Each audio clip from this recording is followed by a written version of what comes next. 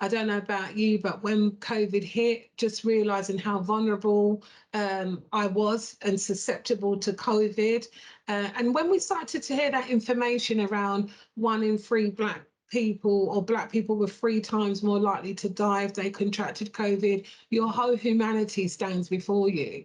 You know, I'm a mother, a wife, you know, colleagues and friends, family, I'm a sibling, and everything just stood before me. And then on top of it, having asthma where you can't clear your lungs sometimes, where you struggle to breathe with an average cold, you know, having a cough that's persistent.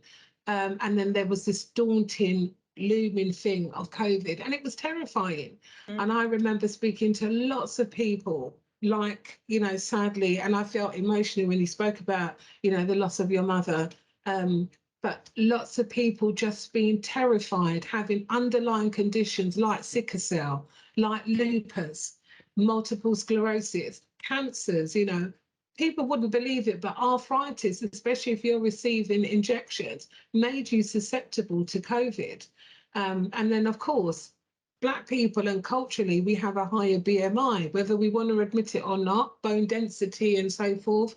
So if your BMI was high, you were more of a candidate to receiving, if you got COVID, what those consequences could be.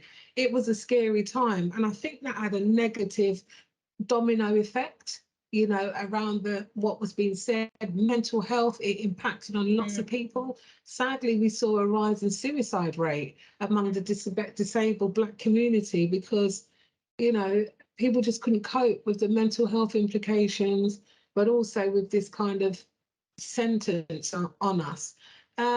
So, you know, living with you know, conditions, and because, you know, this month is so indicative about well-being and health, we wanted to just tell people, you know, what they can do, you know, what services are out there, you know. And I probably want to talk, just to go back a little bit, because you touched on my mum, and I always talk about her on this kind of platform. But you also talked about COVID and how horrendous that period of time was. But it still is horrendous for me because, you know, to lose someone just like that without any warning is difficult enough. But then to find out that, you know, I asked for her medical record, because what happened was that we found out that while she was in the hospital, she fell twice, no kind of reasons why. But I asked for her medical record because she had been diabetic, type 1, for many years. But before she passed, she had different ailments, like her skin was peeling off, and, you know, she'd go and see the doctor quite regular, but actually didn't come back with any new medication, even though she had a wardrobe full of them. So I asked for a medical record, looked at her medical record, and how can someone go to the doctors 200 and odd times in 3 years and not even have the opportunity to change her medication? And it begs the question that, you know, I know we're kind of having a conversation, but I would say to anybody who has parents and they're elderly, you know, whatever the age, support them. Because, you know, she was going to the doctor, and I think the doctor said to her, "Why are you coming here again?" Instead of looking after her as a patient, because she was going so many times because she wasn't given the right medication. And I think that was one of my biggest regrets, that I took my eye off the ball and I wasn't paying attention. You know, you get to the point where your parents kind of, they moan about the ailments and the aches and the pains, and you just go with it. Hello, Mum.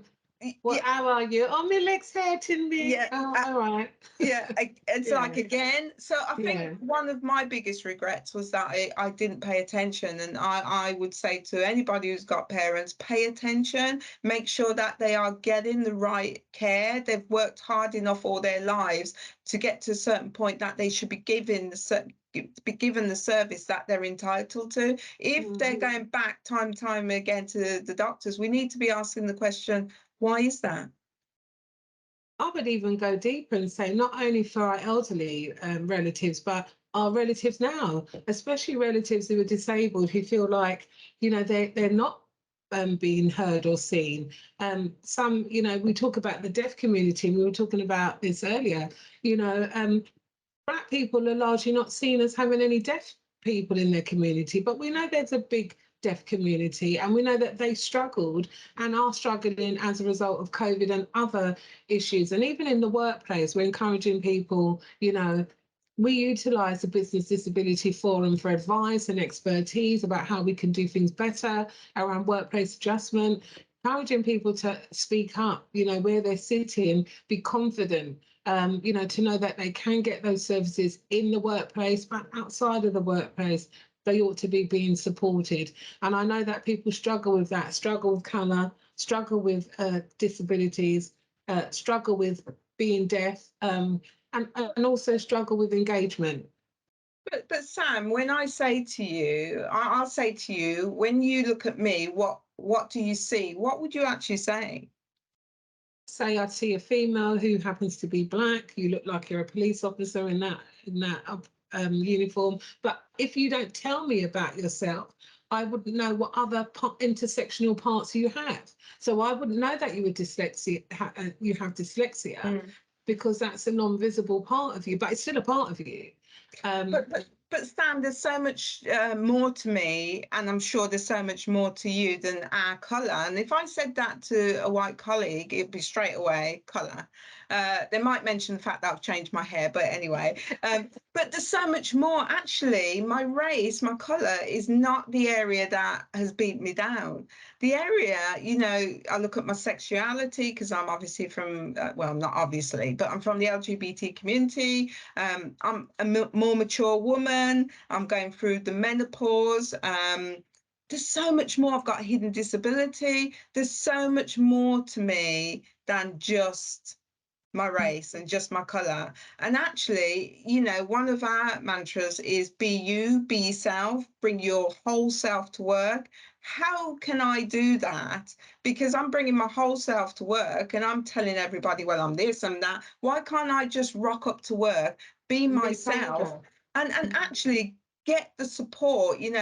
There's times when I don't sleep at night because I am so hot. I just cannot sleep. So why can't I just get the support to be my best self in the working environment? I just wish that it could be as simple as that. But in the same breath, I don't want to be honest and upfront that I'm going through the menopause, because am I going to be seen as less than myself because I'm going through something? This conversation's about. This conversation, we hope, will help lots of people wherever they're working, whether it's policing, in a school, in the NHS, on an aeroplane, wherever you are. And Black History Month, having this conversation because it's shining a light on Black people. I mean, I want to talk about, I know that as women, we don't, but, we have family members, brothers, prostate cancer. Black men, get yourself checked. There are so many Black men who have prostate cancer right now because they're not checking themselves, or when they have, it's, sadly too late. Not too late for treatment, but too late where they've got cancers. There are cancers that people don't want to talk about. And I'd like to just talk about one of those cancers, which is vulvar cancer, which affects a lot of Black women. Historically, we don't talk about that, but there are lots of organisations like EVA who can support you with cancers, conditions where we as a race don't openly discuss. And I think this is a wonderful platform to have the opportunity to say, check yourself, not only the normal places like your breast and so forth, but check those areas, get a well woman check, get a well man check, and get yourself looked at. As a person who's disabled, have to consistently think about these things because my mobility is impaired, my lungs are not as strong as they used to be, capacity to do certain things reduces because of septic arthritis. However, we're fighters. And if we can, on this platform, get people to just open up, get some awareness, get that conversation, then I think that we're doing a fantastic job. And I'm really grateful to you, Sandra, because you didn't have to share, on that level, because it goes deep when you talk about your experiences, But and it's emotional. It's very emotional. It's very emotional, and sometimes, if I just go back to my mum and those more senior women of colour who are strong women of colour, they just want what they're entitled to. And if you're going to the doctors or the hospitals, one, you want to be treated with respect, but two, actually get the service that you deserve. Like I said, you know, these people have worked years and years and years, and they deserve a good service from our NHS. And sadly, they don't always get that. But just to go back, because you were talking about cancer, you know, I had diabetic type 1 throughout. The women in our family have had that. My mom, my auntie died of it. A couple of aunties actually died of it. So, you know, I obviously got tested, fine, no diabetes. But, you know, a few years ago, I became quite sick, but actually it wasn't sick. It was just losing weight. But, you know, for the first time in my whole life, I was a size 10. Well, normally I'm a 14, well, 16, but I was a size 10. No reason. I know. No reason to why I was losing the weight, but I kept passing out. I couldn't be in crowds without passing out. I remember going to Dubai, and it's not the place that you pass out, but I passed out and they had to get the ambulance or whatever. But what I did find out is I went and got all the different blood tests. So I was tested previously for diabetes, but actually they didn't do enough of the bloods. And then I found out I had overactive thyroid, and that's why the weight was falling off. And so it's almost like I missed out on the diabetes, but that was the next thing to it. Yeah. And I was almost, it was so bad, they were going to give me they booked in the radiotherapy. I didn't have the goiter, but they booked in the radiotherapy. I was ready to go, but a couple of months before that, I started to look at diet. I read up on diet, stress levels, did my homework, and I started to conform. Do you know, by the time it got to the date to have the radiotherapy, my the levels had regulated and I didn't have to have it. And from that day, I know when it's coming on, because I'm not level. It's like a roller coaster of a ride. When I'm driving, I can feel that I'm going up and down. And at that point, when I'm feeling that, I increase the iron, and I also look at my diet and my stress levels, and I can regulate it. And that has kept me out of trouble for the last few years. It's amazing, isn't it? That's a good tip, because that's the same tip we were talking about diet in terms of menopause. I bet women around don't know that you can use natural food. You know, you don't need to take medication, and we're not prescribing or telling people what to do. But, you know, just saying diet is really key. I mean, you know, it's lovely to have the foods you like, but you got to think about us also as Black people. We do have a higher propensity to blood pressure, as you say, diabetes is in our family too, and also looking at, you know, get yourself checked around certain cancers as well that seem to be in families, and you know, you don't realise and think that it's just an uncle, or, you know, get yourself checked out. I would really like to just touch on, we've been backwards and forwards about levels of anxiety, you know, mental health, talking about depression. This month, you know, particular, shining a light on where people have really struggled coming out of lockdown. This whole thing that's going on in society around cost of living. Just saying to people, think about, you know, love your mind, you know, and as Black people, we really don't like to talk about mental health, but we're getting better. And, you know, encouraging people, things like, you know, in pregnancy where diabetes come out, you know, those are kind of factors what we have a propensity to develop, you know, and mental health, even in pregnancy, which people don't like to talk about, mental health in the workplace, Black mental health, really talk about it. We don't talk about it because we think that's going to stop us for promotion. The job we've got, they're going to say it's because you can't cope with it. You know, if you're in families, you don't want your family to look at you and think that unfortunately language, that negative, like you might be mad. But I'm saying to people, you know, I'm encouraged by you talking about that mental health, talking about anxiety, talking about when you feel overloaded. And that can be as a secondary factor to the menopause. So being aware of when those moments come on as well, you know. So what you're saying, that when you see the angry black woman come in, that's the menopause. Is that what you're saying? I'm not going to hide behind the menopause, Sandra. If you want to be part of Black Panther and just fire some words at people, I'll leave that there. But remember, I've only got one leg, so I'm just like riding alongside you. But, it's an opportunity for us to just share, what people are going through. Black History Month is not just for October. Black History Month is all through the year. Talking about well-being for Black people should be all through the year, as well as because some of the things that we are part of, sometimes we don't feel that it includes us. But this is an opportunity that the BDF have given us to shine a light on a number of topics. And I think that we could go even deeper, in terms of the experiences living with disability, masking disability, experiences when you have shared and it hasn't been received well, but raising awareness. But Sam, I've got to mention, because I met up with you recently on a couple of occasions, and you were in your wheelchair. Oh my days, I wish it had been filmed. I wish there was an undercover person filming us, because I cannot believe how you navigated the areas that we went into, whether it be a shopping centre or within work. It was just, it was hard work. It was hard work. So how do you cope on a day-to-day basis? How is it mentally for you? I won't lie. I fought against using a wheelchair. I fought as hard as I could. I just thought it would just take away from me as a woman, take away my femininity. I thought it would take away my sexiness.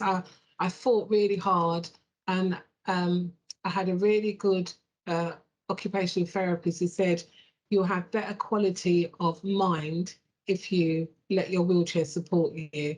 So I flipped it on its head and started seeing it as a support mechanism rather than something I've just given my life away to. And I've got to say, I have to do a recce of anywhere I go, and that I find mentally challenging. I can't, like anyone else, just turn up somewhere because it makes me feel uncomfortable, not knowing what the doorway is. I've been to places when I've not been able to go to the toilet because my wheelchair can't get through the doorway. So it is a lot, but what was, I'm really grateful for is having an adapted vehicle that I can be self-sufficient, get myself in, I can adapt, transfer from my wheelchair to my driver's seat. And when I get to places, it's not about not wanting help, it's just about wanting to be independent. But I find that a struggle. I mean, now that arthritis sadly is affecting my hands, in terms of, being able to self-propel, I find that a struggle as well. But then I want people to be aware of the environment. When you see someone in a wheelchair, thinking about passing them quickly, thinking about where your handbag is or your briefcase, knocking them in the head. Or, I don't like shopping. You've seen for yourself, even waiting to get in my wheelchair, people have got little patience, Sam, I actually couldn't believe how people behaved around someone in the wheelchair. And I had to check myself because I thought, well, was I one of those people? But then I'm glad I experienced the days out with you, because it just gives me another perspective. You see people, rather than ask you whether or not you need help, you see them trying to run past you to just get out the way so they don't have to, one, you slowing them up, or two, they don't really want to help. So thank you for that. That's a privilege to have been involved in that, because it makes me more mindful that when I'm out and about, that I can look out and support people in ways that probably I wouldn't have even recognised before. Yeah, and especially for people who might not use a wheelchair all the time. So we've got people who suffer with MS. I know several people who have got MS. Sometimes they've got good days where they can use a walking stick, and other times they use a wheelchair. And obviously other kinds of conditions where their mobility might be affected.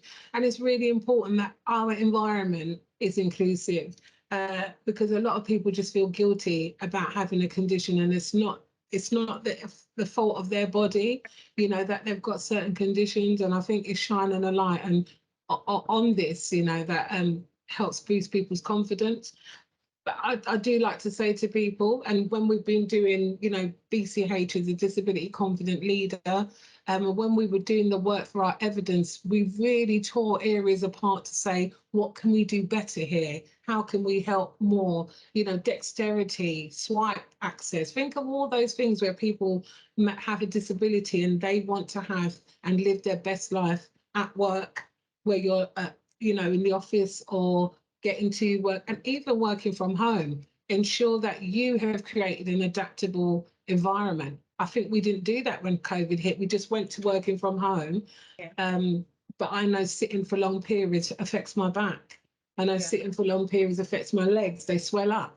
So make sure that you're giving yourself the best, even if you're working from home. And winter's coming, COVID cases are rising again. Yes, we've got the vaccine and so forth, but just be gentle and be mindful of your environments as well. And I think just to go back to the mental health and the working environment, and just being aware of the colleagues around you, because sometimes it doesn't matter whether you've got a disability or it's about your race or your sexuality. Individuals, sometimes you're working alongside people and you don't know actually what they're going through in their life, and it's just that hello or that acknowledgement that they're there that will make a difference to someone's day. And I just think support each other any which way you can. And for me, I know you mentioned that we're peer supporters, and what that means is that we're there to support our colleagues. I think it's massive, and I'd like to see more people joining up and being that supportive person that someone can go to and speak confidentially. But yeah, I'm all about individuality and looking after people and looking after yourself. And I think that's what Black History Month is about. It's about that celebration. It's about acknowledging those fantastic first people that went ahead of us, and actually the ones who are coming up behind us as well. Absolutely. And to say to people, the darker days are coming. It's winter. You can see it in the morning. It's darker earlier. Think about your health, your mental health. Think about your well-being. Think about support. Don't be afraid to talk. We talk about different conditions. These conditions such as sickle cell and lupus, thalassemia, these conditions require blood. Different cancers require the support of blood banks. So do consider, particularly Black History Month, thinking about donating and giving your blood to support those who have these conditions and are waiting for transplants, kidneys and so forth. Kidney sufferers among the Black community, high rates and low expectancy to get a transplant. So when you're thinking about giving blood, or if you think you would never do that, if you get to see this webisode, please do consider supporting the work going forward. Sandra, it's been lovely talking to you. Oh, it's been amazing, Sam, and I always take great pleasure in listening to you because you're so knowledgeable in the field of the disability forum. That I've learned absolutely loads just hanging out with you, and I really appreciate what you do towards the cause. Thank you. And thank you for opening up and sharing. And not thank you for telling them how we went shopping. I'll talk to you about that later. Speak to you soon. Okay. Mum's the word. Bye.